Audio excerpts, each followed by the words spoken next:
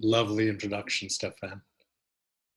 What I'd really like to do is give an overall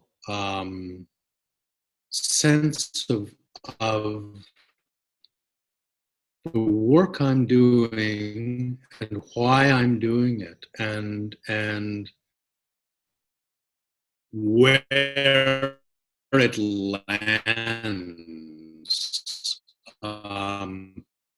both on a personal basis, but also in the larger realm of the culture in which we live.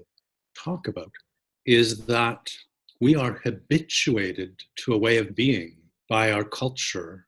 And that happens before we are old enough even to question what is happening. So our culture actually shapes our neurology into a certain way of being. And we just take that to be normal. And it's like, I'm reminded there's a story about these two fish. The little fish calls out to the big fish, "Hey, how's the water today?" And they swim along, and the big fish stops and turns and looks at the little fish and says, "So what's water?" And I love that story because, you live in water, and you don't question it. It just is reality. And we are like that. We've habituated to a way of being that continually disconnects us from the reality in which we live. And there's a whole cascade of ways in which that's done. And just to give you a little background, I, as a teenager, could feel myself being compromised and reduced and disconnected by the values and assumptions and hierarchies and customs of my culture and language. And I fought it, and I realized I'm not going to win. As long as I remain within this culture, I won't even be aware of what other choices there are. So at 18, I went to England and I bought a bicycle and I took off for Japan. And I cycled alone through Europe and the Middle East and India and eventually Japan. And I was gone for 2 years. And on a bike, you're just wide open to the world. There's no window between you and the world. You smell it and you participate in it. And I passed through so many different ways of understanding what it means to be human. And every one of those ways was luminous. And every one of them was limited. And the first time I experienced culture shock was when I came home. And I'm in this utterly familiar milieu that is so bizarre. Suddenly it's all so arbitrary. So I'd come home with the ability to question the water in which I'd been raised, effectively.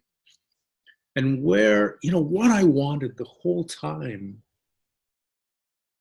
was freedom. I felt caged and confined, and I just wanted to be free to connect with the world and live in harmony with it in a way that was unfettered. And that quest for freedom took me more and more deeply into the body, because the effect of our culture is to make us live in our heads, to believe that the head should be in charge, to believe that the head is the almighty governor of the self, and the body is an afterthought. And when I say our culture, in our culture, the body is an afterthought, you can go back to 360 BC. And there's a dialogue written by Plato called Timaeus. And Timaeus is this very wise man. And they asked Timaeus, so how did the gods fashion us? And Timaeus replies, well, first they fashioned this divine sphere, modeled on the orbs of the heavens. And then they realized this sphere was going to get stuck in the hollows and valleys and wouldn't be able to get over the hills of the landscape, so they grew it a vehicle. They grew it arms and legs and a body, so it could move around and grasp things and carry on the top of it the divinest part of the self. And that's actually in the translation from Plato. So there we are, 360 years before the Christian era began, and the body is experienced as a vehicle. Now, to experience the body as a vehicle, then for subsequent 2,000 years, we've grown more and more and more abstract. And what that's done is it's contracted our awareness from the living world around us onto the self. And when we move out of embodiment, we move out of our true intelligence. So embodiment isn't about feeling the body. Embodiment is about merging with the whole of your intelligence and bringing it into coherence so that it can attune to the present. And that attunement to the present, I've got a Tibetan singing bowl because I really experience my body as a resonator. And, the present comes along and rings the body, and the body feels the world around it through that resonance. Now, what happens in our culture is effectively we stuff that resonator, we consolidate the body and fill it with tensions and shadows and consolidations. And so the present, is still ringing it, but we don't feel it. So we stop feeling the present as a coherent whole. When you no longer feel the present, you are immune to its guidance, because the presence at every moment is whispering guidance. If you're immune to that guidance, the only thing you can do is guide yourself, because we need orientation. We need to know how to move forward. And so if we can only guide ourselves, we have no other choice than to sit in the head and take charge of our lives. And that's where we're at now. So my work, a lot of it's about embodiment, but not as we understand embodiment in our culture, because we're in this paradigm of being trapped in the head. So embodiment in our culture has come to mean listening to the body. Now, if you think about that phrase, listening to the body, basically it's saying you're in one room and your body's in the room next door. There is a wall separating you from it. And the best you can do is put your ear to that wall to find out what's going on the other side. So here's this phrase that is supposed to help us into embodiment, listening to the body. And in fact, it's more deeply entrenching us in disembodiment by telling us there's a wall here. So my work isn't about listening to the body. It's about listening to the world through the body. Just like that singing bowl that when you undo those shadows and consolidations, then you're listening to the world through the body. And that's our natural state. I mean, our natural state is to be present and feel the world around us and feel its life in harmony with our life. And there is a dance of guidance and creativity that unfolds from that. So it's not that inner work isn't important. To pay attention to the body in that way. In fact, it's the only way you'll find those cotton balls that have stuffed the body and dulled its resonance. Inner work is about finding those and integrating them to recover that spaciousness in the body. But the purpose of the inner work is not to feel the body. The purpose of the inner work is to open the body's spaciousness to the world around it. So even when we talk about a mind-body split, our language is concretizing our fiction. What I mean by that is if you believe there's such a thing as a mind-body split, then you believe there's such a thing as a body that is mindless. And that's our cultural paradigm. And there is no such thing. I mean, unless you're in a morgue, there's no such thing as a mindless body. There is a brain in the belly, there's a brain in the heart, and every cell within the body participates in its thinking. There's not a cell that doesn't pull the body's intelligence into coherence. So even to speak of a mind-body split is to betray our fiction that we believe the body is just a vehicle. So the body actually processes 1,000,000 times more information than our conscious mind can be aware of. 1,000,000 times more. And there's a really interesting neuroscientist, John Coates, and he began as a high-frequency trader on Wall Street.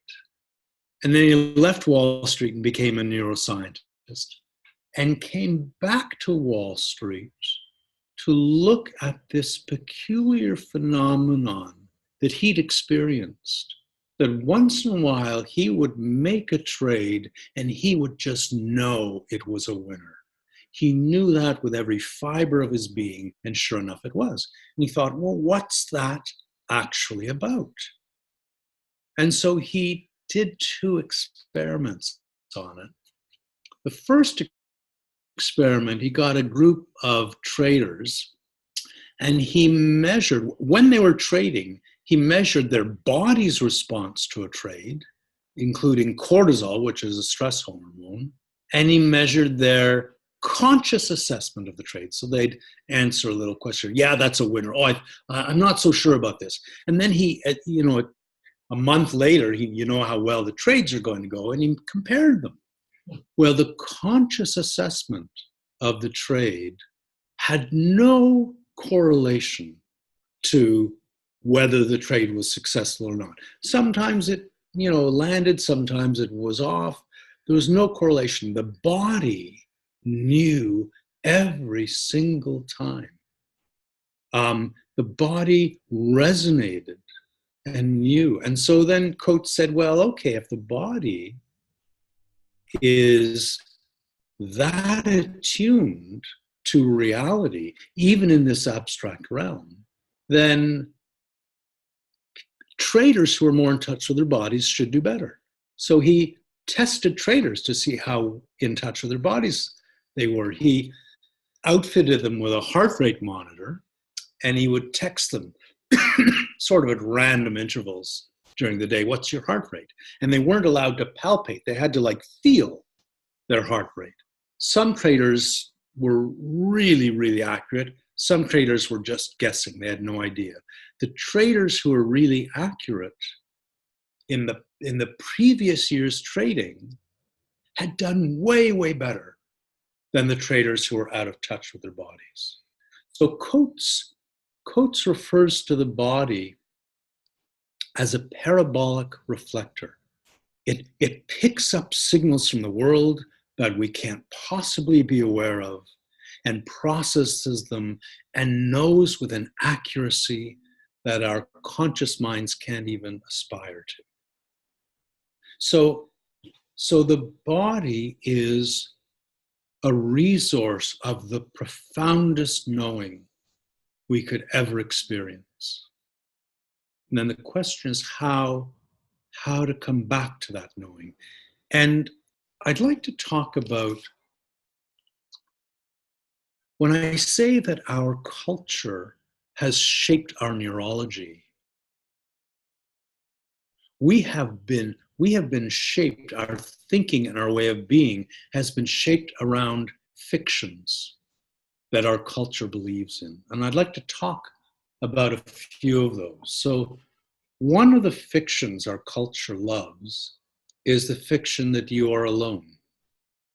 And basically our culture says, you're alone in the world, stand on your own 2 feet. Now, everything you experience ripples into the world. You're not separate from the world. You're not alone from it. The world is experiencing you in every moment, and you're experiencing the world in every moment, and there is no divide that separates you from the world. But look at what happens. The moment you accept that you're alone, then you accept that your experience is strictly private. What you're feeling is sort of contained within the barrier of yourself. And then your primary job in the whole of your life becomes to manage that experience. And you supervise it and you seek ways of helping it feel good, and you find ways of organizing it to succeed. And you're in this managerial situation with the body, with what you're feeling. So you are in a divided state. There's the part of you that supervises and the part of you that's being supervised. In that divided state, you are trapped in self-consciousness.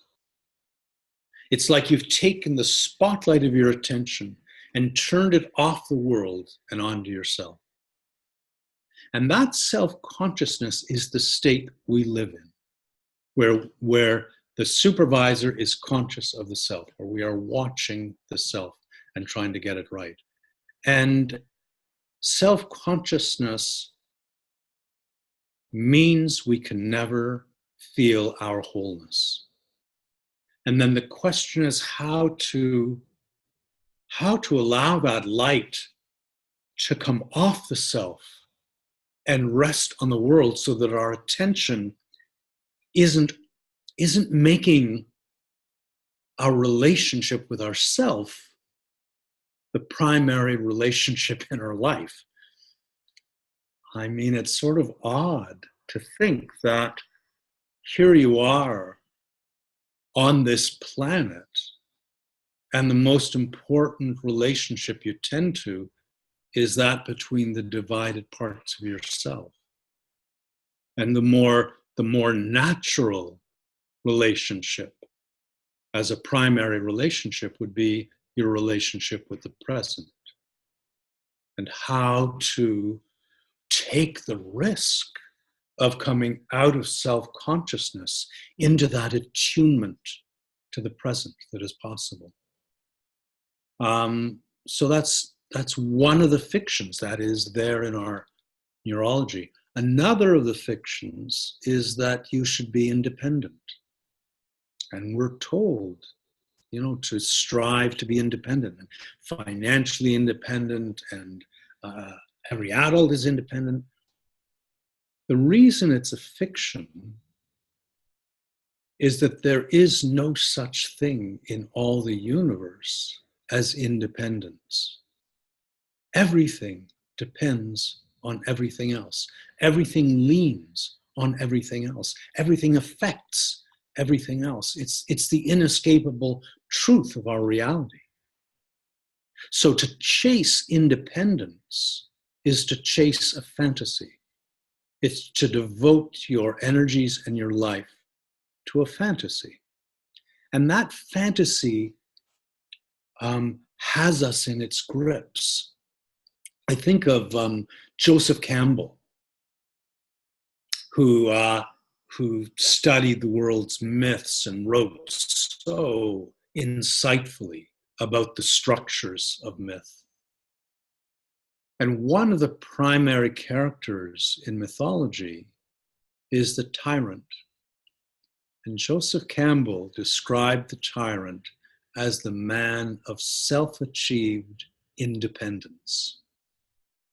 And you think of that phrase, self-achieved independence. That's the American dream. Self-achieved independence, that sounds pretty good. It's like that mansion up on the hill with the perimeter fence and the security. And I mean, that's what tugs at us, is that idea of independence. It's the penthouse suite at the very top of everything. And then the people look like ants and they can't possibly affect you. It's modeled after the castle's tyrant up on the cliff with its battlements and fortifications. The problem with independence is the more you pull away from the world, the less real you feel.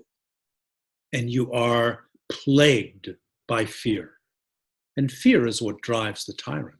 So to attach yourself to this dream of independence is to be pulled into an anxiety-riddled fantasy. How many of us dream of being in a simple cottage in a community? It's not what pulls us, because success is bigger than that, and success stands alone. And I think of the neighborhood I grew up in, the neighborhood I came back to after my 2 years away on the bicycle. And my mother still lives in the house I grew up in. And she does not live in the neighborhood I grew up in, because almost every house on the street has been torn down and replaced by the biggest possible house that can be built on that lot. And as kids, we just had the run of the neighborhood. We were like a swarm of bees moving through the neighborhood. And now all the lots are chopped up with fences and hedges, and you can't, there is no, they're so separate from each other. And we long to be separated from the world, to be separated from our neighbors, and then separated within our houses. And then the houses are separated into little compartments with doors and locks on them. That's a reflection of our bodies. We compartmentalize the energies of our bodies. And it's how we're taught we should organize them and make ourselves successful. So that idea that you should be independent is directly pulling us not just out of the body, because the ultimate experience of independence is when you live in the head. And that brings us to the third fiction I'd like to talk about. We're taught, we come to believe that the head should be in charge. And that's reflected in our language over and over again. I mean, the company has its headquarters, and that's where all the important decisions are made. And, there's a difference between a body count and a head count. In English, if there's a head count, it's how many people are here. A body count, how many people are dead? That's what a body count is, right? You look at the CEO, Chief Executive Officer, Chief comes from a Latin word that means head. You look at capitalism. Capitalism. Capital comes from a Latin word that means head. Our economic system is literally headism. And not only is it headism in names, but it appeals to the values of the head. It's appealing to the values of the tyrant, the acquisitiveness of the tyrant, the anxieties of the tyrant. These are the things that drive us through life. So over and over, we're told the head should be in charge. Well,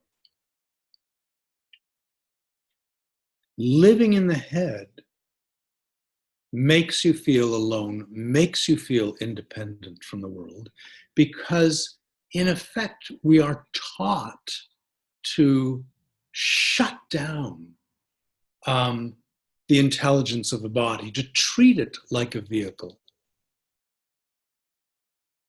And what that enables us to do is to gain perspective.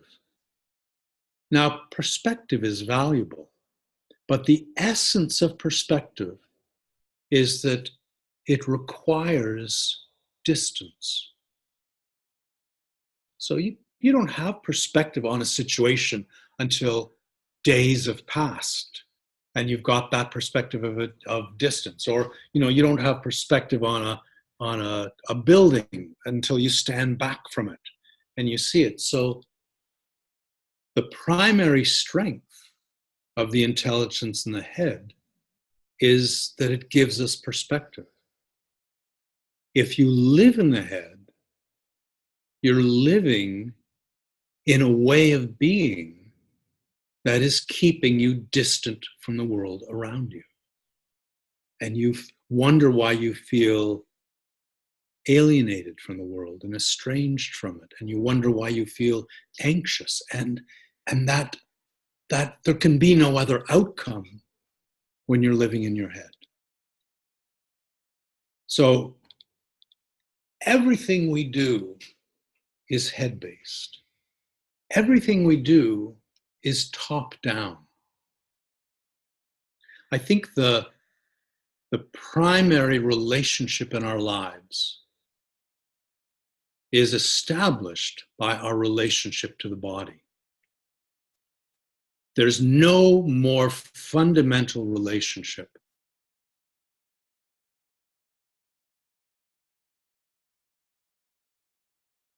If your relationship with the body is top down, which it is in our culture, then every other relationship will tend to be top down. We don't have a hierarchy that is not top down in our culture. We have a top down relationship with nature. Nature is out there and we should take charge of it and organize it as if nature's harmonies could be improved upon. We're facing a problem and we have a top-down relationship with that problem. We sit up in our heads and try to sort out the best solution, rather than, you go back to those traders on Wall Street. Should I buy the stock or not? The body knows, but we've cut ourselves off from that very deep knowing. One of the things that happens as a result is that we've got, and this is another fiction, we've got a scale of values in our culture that tells us that up is good and down is bad. You're looking up today. We know what that means in our culture. And in another culture, to say to someone you're looking up today could mean you're looking a little disconnected. Are you okay? John's feeling a little low today. In our culture, we know what that means. In another culture, it could mean John is feeling at rest with himself and at peace on the earth. But no, in our culture, that's bad. Feeling down is bad. Feeling up is good. And, we know where heaven is. It's up, and we know what's in the other direction. It's, that's where hell is. We've turned the earth into hell. That is how we relate to the body. Up is good, takes us into the head. Down is bad, takes us into the body. And that's a very, very old story with us. I mean, it goes back beyond Plato, whom I mentioned earlier. When the Neolithic Revolution took hold in Europe, our center of awareness was in the belly. And it began to rise through the body as we took charge of the world around us. And in Homer's day, which is maybe 800 BC, he uses a word phrene or phrenes over and over. It means mind, but it also means diaphragm, because that area in the body is where they experience their thinking. And there's one translator, Richmond Lattimore, who preserves that. Once in a while, he'll have a character say, "The mind within my breast understands your words." And post-Homer, by the time we're to Plato, we're in our heads. That value system lives in our bodies. So in a stressful situation, you can feel your energy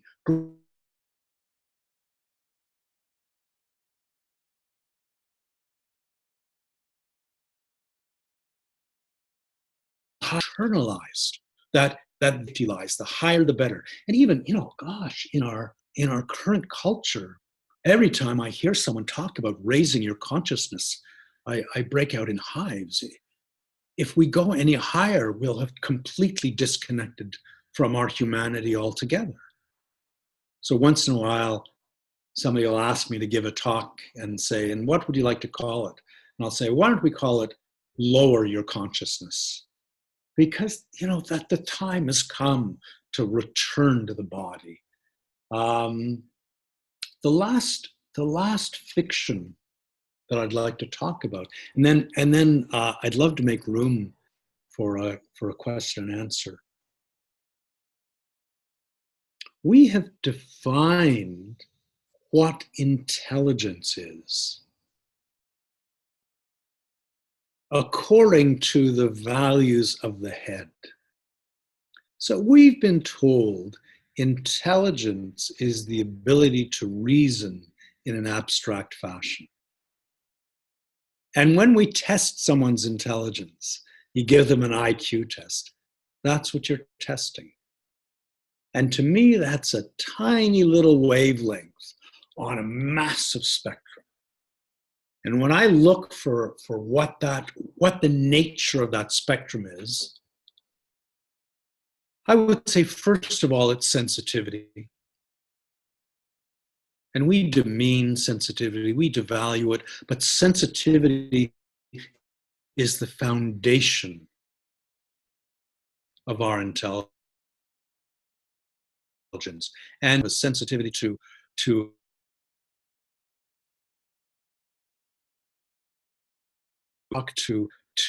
a flock of birds flying by, to arithmetic or legal argument. There are innumerable sensitivities, and every one of them is a form of intelligence. Now, the thing about a sensitivity is it is necessarily reactive. So if the retina didn't react, we wouldn't see. So that reactivity has to be grounded in order to become coherent. Groundedness cannot happen without the body. And there are people, you hear people being described as too sensitive. And I just don't accept that there is such a thing as too sensitive. I think what it is people with exquisite sensitivities haven't been given the tools to ground them. And in our culture, no wonder, because our whole culture uproots us from the body's intelligence. If we could recover for ourselves the understanding that intelligence is grounded sensitivity, everything would change. The way we live our lives would change. The way we educate our children would change.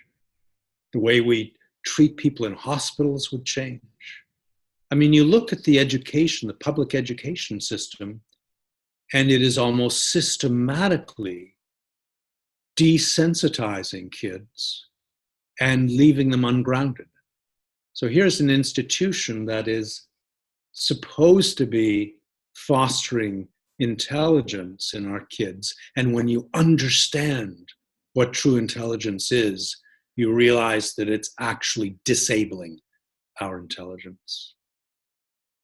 So that's sort of an overview of why I call my work radical, because it's sort of like going behind the curtain in The Wizard of Oz and coming back to what is actually driving us, what is actually what we're blind to within our culture. And in my book Radical Wholeness, I talk about our culture as being blind to wholeness.